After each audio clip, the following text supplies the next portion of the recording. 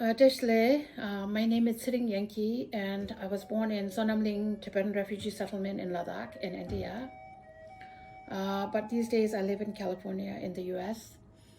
I remember participating in protests when very young, just like every other Tibetan refugee.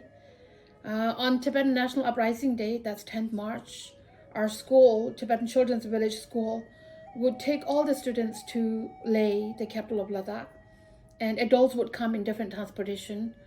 But on that day, the Leh market, the main market, would be filled with Tibetan refugees carrying placards, calling for freedom in Tibet.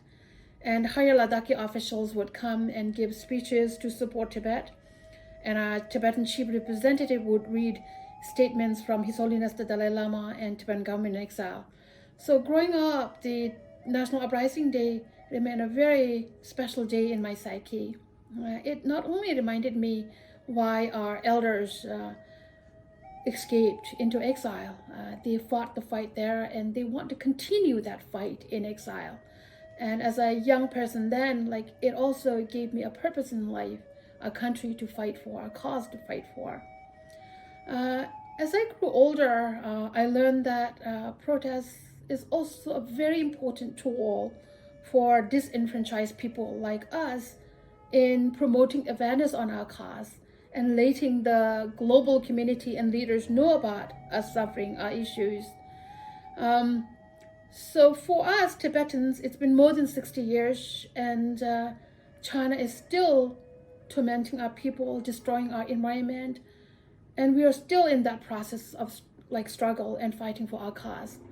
But these days in this life stage, when I see our people on 10th March in the streets of London, Paris, New York, New Delhi, in San Francisco, I also see some kind of catharsis, some kind of healing.